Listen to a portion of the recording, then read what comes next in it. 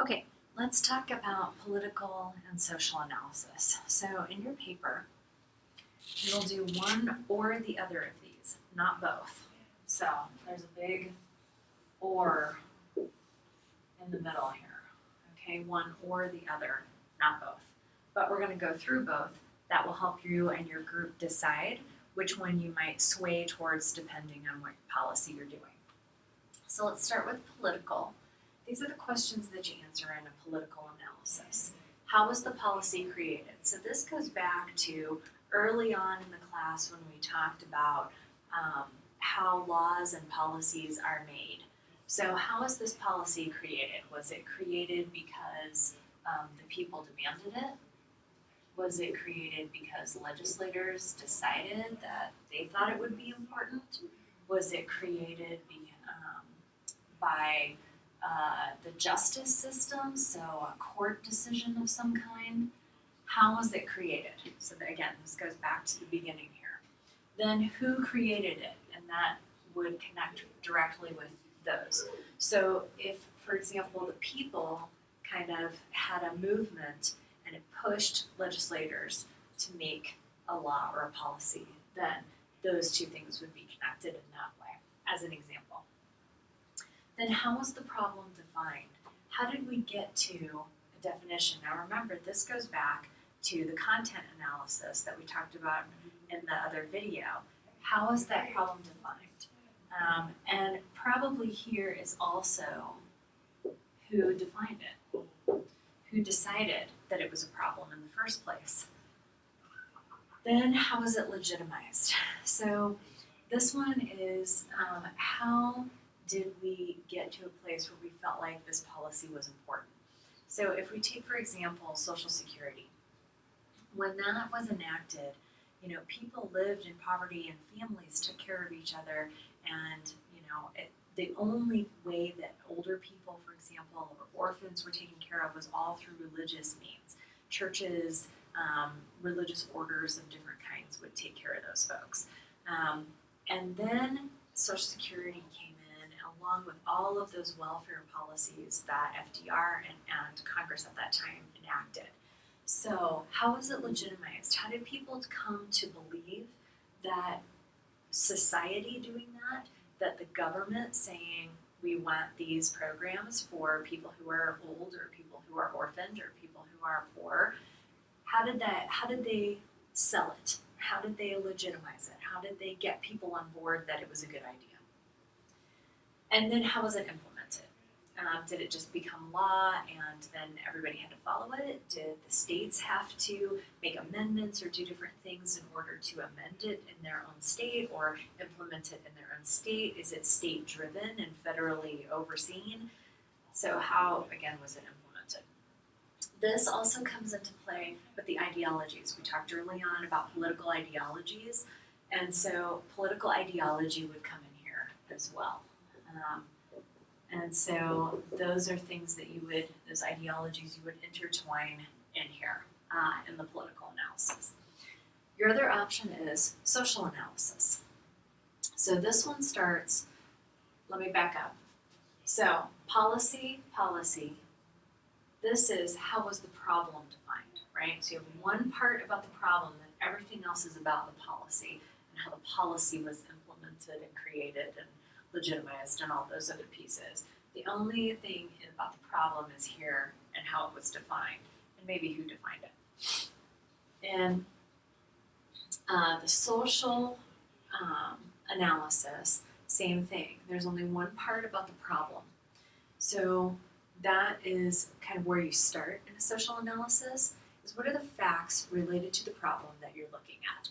So if the policy is connected to health insurance and getting health care for people, what are the facts related to that problem? So you start there. Then you need to discuss at least one theory, if not more than one, that undergird the policy, not the problem. So keep that in mind. We're looking at policy here, okay? Now, the other piece of this is these theories, they must be legitimate theories of human behavior, okay? They cannot be, chaos theory or, some other kind of random thing that somebody decided was a theory. It has to be legitimate human behavior theories. I've added a list of human behavior theories under the content tab in your Blackboard. So you should have access to it. You should also have access to other information from your human behavior class. So legitimate human behavior theories, okay? And it has to be theories not that relate to it, but that undergird it, that hold up the policy. How does the theory make this policy make sense, right? Social values of the policy. These are the social values that you read about in your book, okay? These are on pages 84 through 86 of your book. Those are the social values we're talking about.